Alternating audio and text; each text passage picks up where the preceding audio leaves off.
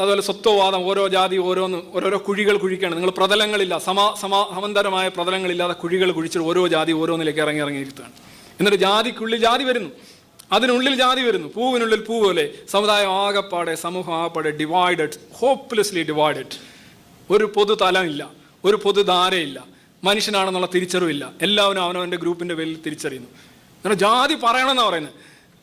ജാതി social capital, cultural capital, intellectual capital, economic capital എന്ന് പറയുന്ന കുറേ ക്യാപിറ്റലുകളുണ്ട്. പുതിയ ഇറങ്ങിയാണ്, പഴയൊരു സാധനമാണ്. സോഷ്യൽ ക്യാപിറ്റലാണ് ഒരുത്തിന് ജാതിയെങ്കിൽ അവൻ ജാതി പറയണം. അങ്ങനെയാണെങ്കിൽ ഒരു മുന്നോക്കക്കാരൻ ജാതി പറയുന്നതിന് അവനെ കൈയടിച്ച് പ്രോത്സാഹിപ്പിക്കല്ലേ വേണ്ടത്? അവൻ ജാതി പറയട്ടെ. പിന്നെ അവസാനത്തെ യുക്തിവാദികൾ ജാതി പറയണോ എന്ന ഒരു ചോദ്യം. ഈ യുക്തിവാദികൾ എന്ന് പറഞ്ഞാൽ ആരാ? എനിക്കറിയാമേ ചോദിച്ചാൽ. ജാതിയും മതവും ഒക്കെ വളരെ മോശമായ സാധനമാണ്. അവൻ ഈ ജാതി മതം കളയുമ്പോൾ തന്നെ അവന് ഒരുപാട് കാര്യങ്ങൾ നഷ്ടപ്പെടുന്നുണ്ട്, അംഗീകാരം നഷ്ടപ്പെടുന്നുണ്ട്. മതം കളഞ്ഞു കഴിഞ്ഞാൽ ഇപ്പോൾ ചില പറയണ്ട് ഈ സംവരണം ഇല്ലാത്തവന് ജാതി കളയാം, അല്ലാത്തവന് ജാതി കളയാൻ പറ്റത്തില്ലെന്ന്. ഇതൊക്കെ അബദ്ധമാണ്. സംവരണം ഇല്ലാത്തവന് പ്രധാനമായിട്ട്, ഫോർ എക്സാമ്പിൾ, ഒരു നായരെടുക്കുക. നായരാണല്ലോ സംവരണം ഇല്ലാത്ത പ്രമുഖ വിഭാഗം. അവൻ ജാതി കളഞ്ഞു കഴിഞ്ഞാൽ അവന് നഷ്ടമൊന്നുമില്ലേ? ഉള്ള എത്ര പേരെ ഞാൻ കാണിച്ചു തരാം. ഒരു NSSൻ്റെ ഒരു സ്ഥാപനത്തിൽ ജോലി കിട്ടാനുള്ള സാധ്യത ഇല്ലേ? ഇല്ലയോ? ഒരു നഷ്ടമില്ലെന്ന് പറഞ്ഞത്. അവൻ്റെ സമുദായത്തിൻ്റെ കീ പോസ്റ്റിൽ വരാനുള്ള സാധ്യത, അതിനകത്തുള്ള ആനുകൂല്യങ്ങൾ, സ്വാധീനം, പ്രഹരശേഷി, ഇതെല്ലാം കളയുന്നില്ലേ അവൻ? ചിലപ്പോൾ നിന്ദയ്ക്കും പാത്രമാവും, ചിലപ്പോൾ അവൻ്റെ കുടുംബത്തിൽ വരെ നിന്ദയ്ക്ക് പാത്രമാവും. ഒന്നും നഷ്ടപ്പെടുന്നില്ല എന്നൊക്കെ അങ്ങ് അടിച്ചു വിടുക.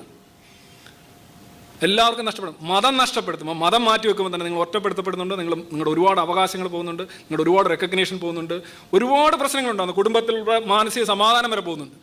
ഈ നഷ്ടങ്ങളെല്ലാം പോകുന്നു. മതത്തിന് ഉണ്ടാകുന്ന നഷ്ടങ്ങളെല്ലാം ത്യജിക്കാൻ ഞാൻ തയ്യാറാണ്, പക്ഷേ എനിക്ക് ജാതി ജാതി എനിക്കില്ല, പക്ഷേ സംവരണം കളയാൻ പറ്റില്ല എന്നൊക്കെ പറയുന്നതിനകത്ത് വലിയ കഥയൊന്നുമില്ല. അതൊരു വളരെ ഒരു പ്ലേ സ്കൂൾ നിലവാരത്തിലുള്ള ഇരട്ടത്താപ്പം എന്നല്ല, അതിനകത്തൊന്നും പറയാനില്ല. അത് സംവരണക്കാരുടെ കാര്യത്തിൽ മാത്രമല്ല, എല്ലാവരുടെയും കാര്യത്തിൽ ഇത് തന്നെയാണ്. പിന്നെ വാങ്ങിക്കാം.